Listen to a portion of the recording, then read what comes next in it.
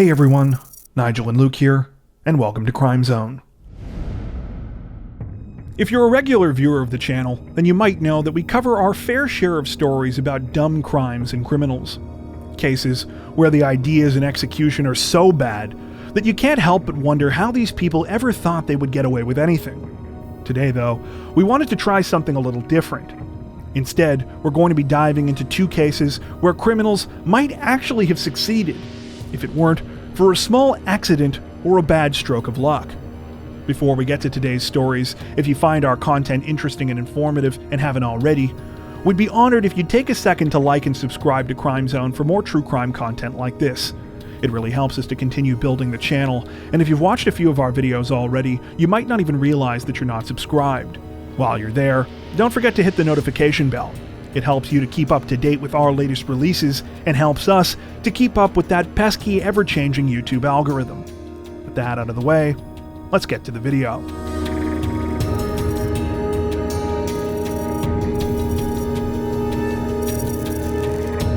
On August 7th, 2017, a delivery driver pulled up to the main security area of the Daryl B. Hester Juvenile Correction Center in the city of San Benito, Texas. The driver spoke to a guard working there, saying that he was with the Labatt Food Service Company and was headed for the loading dock to drop off that day's order. The security guard was confused. As far as he knew, the facility hadn't been expecting a food delivery that day. He was even more baffled when he learned what the supposed food order was comprised of. It was nothing but fajita meat, 800 pounds of the stuff, to be specific. For starters, the Juvenile Correction Center was a small facility. Less than 100 detainees were kept there at any given time, so 800 pounds of anything would have been out of the norm, let alone 800 pounds of fajitas, which the facility never even served on its menu. Believing that the whole thing was some sort of mix-up, the security guard told the driver that he probably had the wrong address. However, that's when things got even stranger. The delivery driver said that there was no mistake. He'd been making regular deliveries to this address for nearly the last decade. Both parties were left scratching their heads until the driver mentioned that there was a contact at the Juvenile Correction Center that always handled the deliveries. His name was Gilberto Escamilla. When officials at the facility heard this name, they were still confused, but at least they now had something to go on. Gilberto was a 53-year-old fellow employee of the Juvenile Correction Center and had been working for the Department of Justice for over a decade. It just so happened that on this particular day, he was off work for a medical appointment. In his absence, officials started to dig through old food delivery invoices. What they found quickly transformed their confusion into anger. It turned out that Gilberto had been living a double life. During the day, he was the hard-working and reliable public servant that his co-workers and everyone else thought they knew.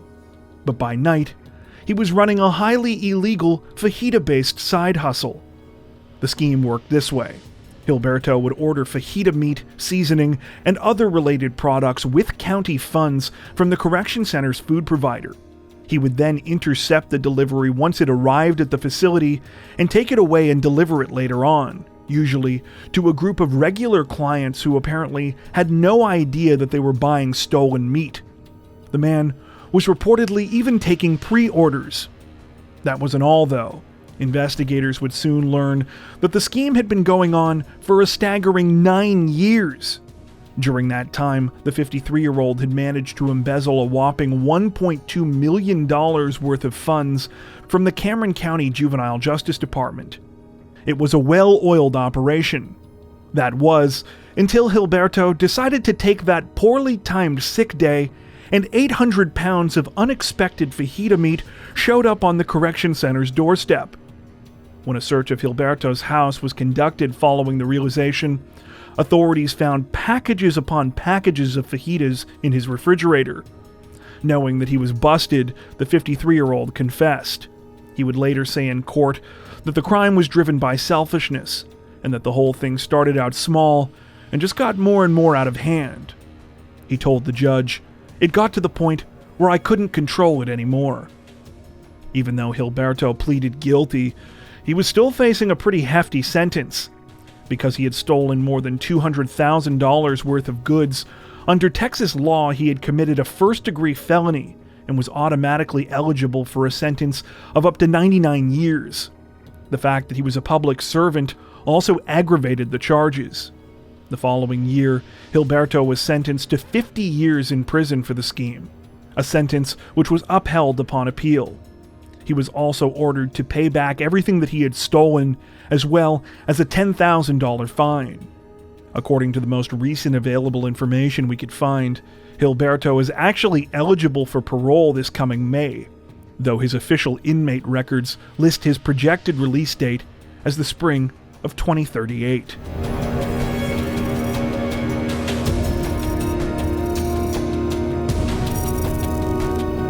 This story is particularly good in our opinion because it's sort of a 3 for the price of 1 situation.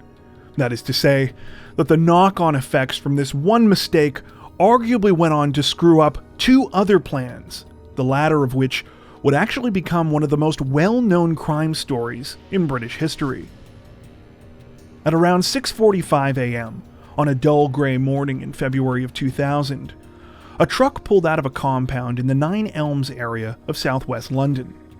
The vehicle was owned by a business called Securicor, which at that time was one of the largest security companies in the UK.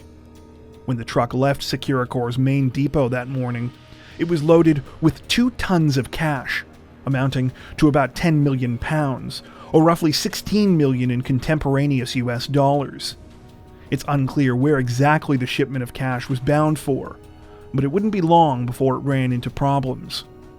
Unbeknownst to Securicor, at the time that their cash truck pulled out of the depot, a gang of about a dozen highly prepared criminals were already in the process of heading them off. This would be accomplished with a variety of stolen vehicles, each of which had a dedicated role to play. The gang started by blocking off traffic on both sides of Nine Elms Lane, about a quarter of a mile up the road from where the Securicor truck had departed. Sources contradict each other, but they did this with either 3 or 4 semi-trucks, which were parked at 90-degree angles across the roadway before the criminals immobilized them by cutting the lines to some of their pneumatic systems.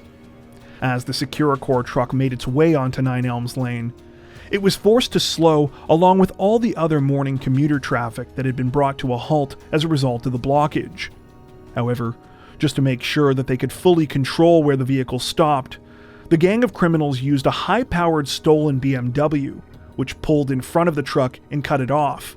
A white van pulled up beside the stopped cash truck, after which several more people involved in the scheme jumped out.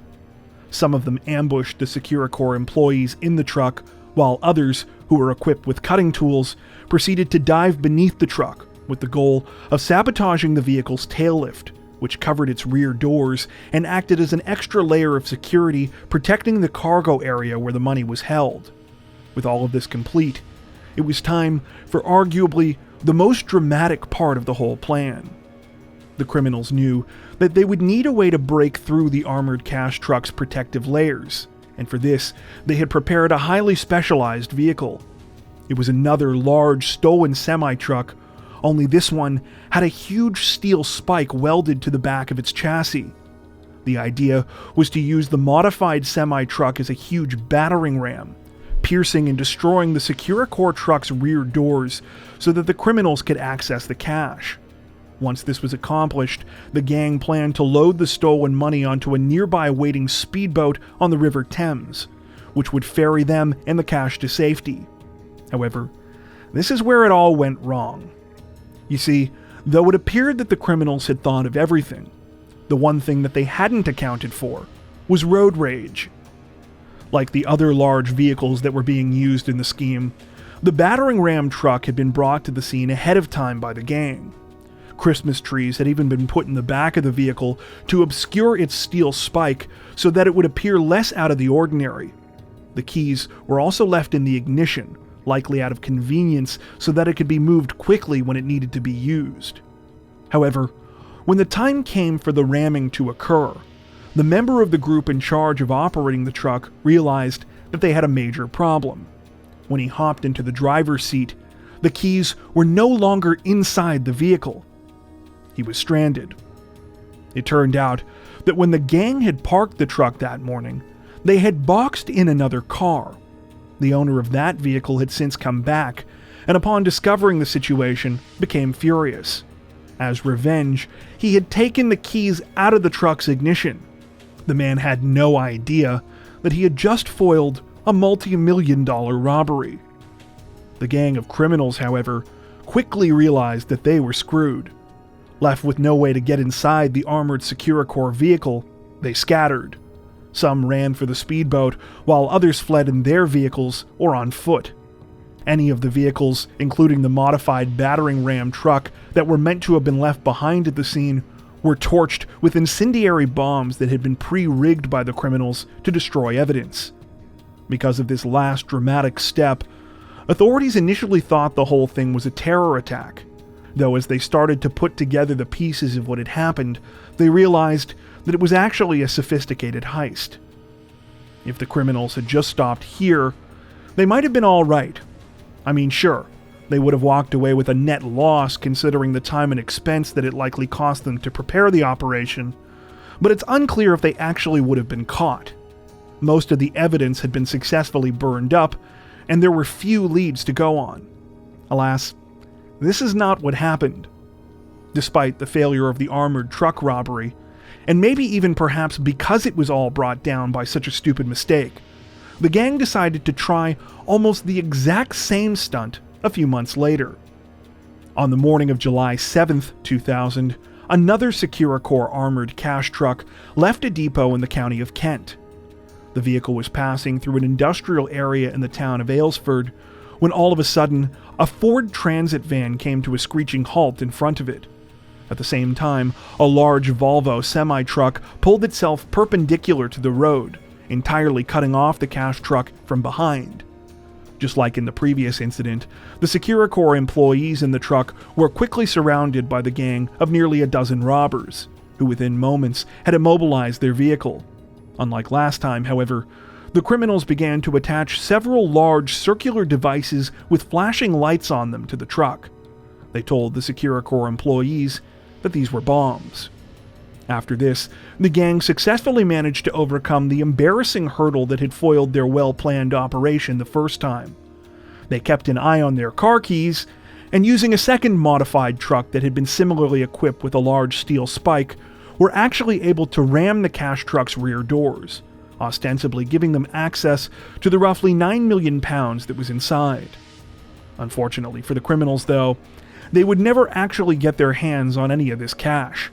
Upon seeing the dramatic situation unfold, witnesses called police, who were quicker to get to the area this time, presumably because the crime took place in a less trafficked area with much less gridlock.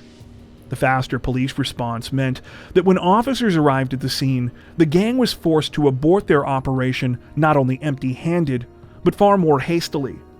Though they piled into their getaway van and managed to drive it to another waiting speedboat, this time on the River Medway, they didn't have time to torch all of their stolen vehicles like they had during the Nine Elms robbery. This left authorities with a number of new clues.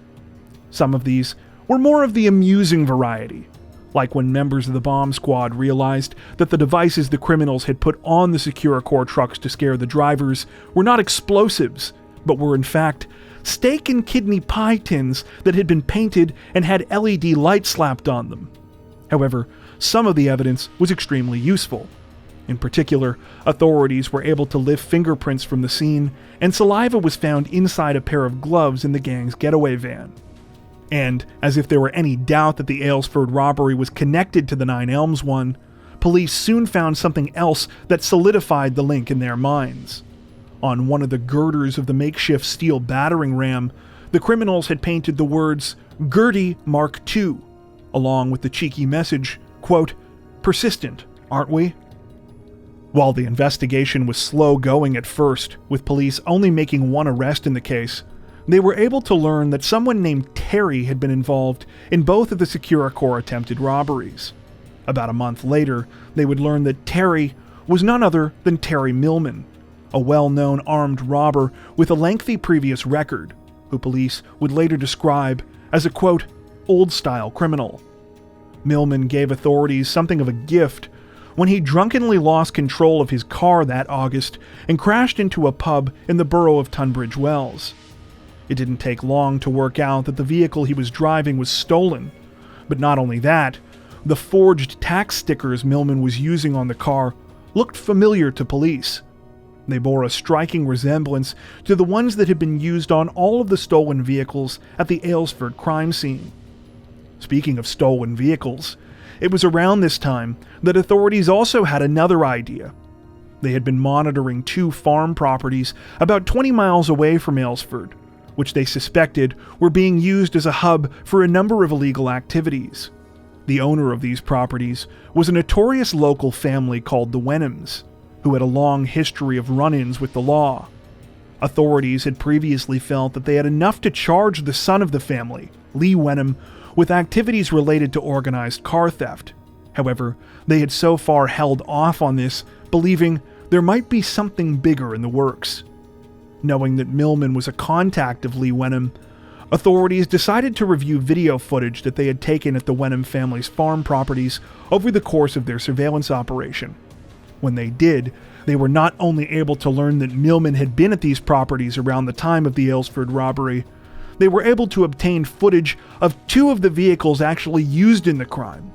This included the spike-equipped vehicle that had been used to ram the Securicor cash truck. Upon further investigation, police received even more confirmation when the fingerprints at the Aylesford crime scene were found to be a match to Millman, and the saliva in the getaway van came back as a DNA match to Wenham. Even with all of this information now in hand, though, authorities still held off on making their move. They wanted to catch as many people involved in the 2 previous operations as possible, and knowing what they now did, they assumed it would only be a matter of time before the gang tried to strike for a 3rd time. While investigators were correct, they had no idea just how right they were. You see, rather than trying to hit another armored cash truck, the gang was now preparing something far more ambitious. You might know it as the Millennium Dome Raid. Over the next few months, Millman, Wenham, and a team of co-conspirators that included fellow career criminals Raymond Betson, William Cockram, Aldo Chiarocchi, Robert Adams, and Kevin Meredith planned what at that point would have been the largest value robbery in history. In particular, the gang intended to steal the De Beers Millennium Diamonds, a set of 11 rare blue stones, as well as a 203-carat top-colored diamond called the Millennium Star. The collection was valued at anywhere from 200 to 350 million pounds, or about 320 to 560 million US dollars at the time. Keep in mind, this was in 2000s dollars. One source we came across suggested that the diamonds are worth more than 600 million pounds today. The rare stones were being displayed at the Millennium Dome in Greenwich as part of a diamond exhibition at the time, and the gang knew that they would likely have a window of just a few minutes to carry out their scheme. On top of dealing with security and actually getting into the vault where the valuables were kept, known as the Money Zone, they would need to contend with the diamond's display case. The custom protective case had been made with explosive-resistant glass, was built to resist the force of a 60-ton ram raid, and was designed to keep any known tool at bay for at least 30 minutes. In order to pull off the insane heist, the group of thieves meticulously planned the crime in a similar way that they had the 2 attempts on the Securicor armored trucks. In fact, many of the details were extremely similar. They planned to use a variety of stolen vehicles in the crime, including a speedboat which would help them flee the scene on the River Thames once everything was over. Instead of a spike-equipped semi-truck, though, they instead swapped it out for a modified JCB digger, which they would drive through the Millennium Dome's perimeter fence and use to break through the 4-foot concrete walls of the Money Zone. As for the display case, this required a new approach. They would use a high-powered nail gun to warm and weaken the glass, after which they would punch a hole through with a sledgehammer. On the morning of November 7th, 2000, the gang of criminals finally put their plan into action. They broke through the Millennium Dome's perimeter with ease, were in the Money Zone vault in no time, and their solution to the seemingly impenetrable display case worked amazingly. They smashed through in just 27 seconds. However, just like in the previous 2 Securicor robberies, just when everything seemed to be in reach for the criminals, it all went wrong. At least, from their perspective anyway. In actuality, investigators had known that the Millennium Dome raid was coming for months before it happened. Not only that, it was largely thanks to the 2 Securicor screw-ups. You see, after police discovered Millman and Wenham's roles in the failed armored cash truck robberies, they continued to keep them under watch. While they initially suspected that the men would plan a 3rd truck robbery, through the course of their surveillance, they discovered that they were making suspicious trips to the Millennium Diamond exhibition. At some point, one of the detectives working the case realized what was happening. They were casing the place for a robbery.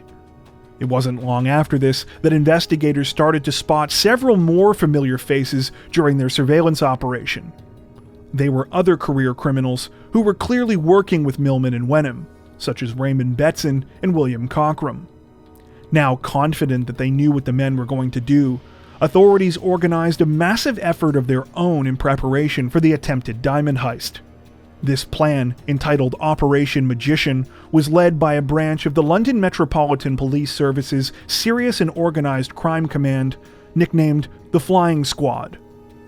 The operation enlisted the help of countless police officers, at least 200 of whom were present at the Millennium Dome on the actual morning of the raid. Many of them were disguised to look like tourists, random pedestrians, and Dome employees, to the point that when the gang actually carried out the heist, there were reportedly more police officers than genuine visitors present at the scene. Within minutes, these officers had swooped in, surrounding some of the thieves as they broke into the heavy-duty display case, while simultaneously pouncing on those stationed in the gang's lookout and escape vehicles. All of them were placed under arrest at the scene. If you're wondering why investigators actually let the gang of men pull off one of the most ambitious attempted robberies in history, if they pretty much knew what they were going to do beforehand, then you're not alone. We were pretty confused about that one as well. The best answer to this that we were able to find comes from a couple of reports at the time, which claimed that Scotland Yard were apparently adamant that the men had to be caught red-handed. The stated reason for this was that they were convinced that if they didn't do this, they risked the gang moving on to another target. We're not really sure what to make of this explanation, but we suppose that it sort of makes sense considering the gang had pretty much proven at this point that they were just going to keep trying to pull off these massive robberies until they were finally caught. That being said, apparently great security measures were taken on the part of police in preparation for the Millennium Dome heist. By the time the men were crashing through the property's exterior fence and heading towards the Money Zone, police were already reportedly in the process of clearing the area and ushering any genuine civilians away.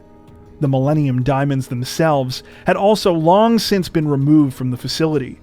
As soon as police realized what the men were planning, they had informed the gems' owners and had swapped them out with worthless fakes long before November 7th. So yeah, the best that the gang could have hoped for that day was to walk away empty-handed for a 3rd time.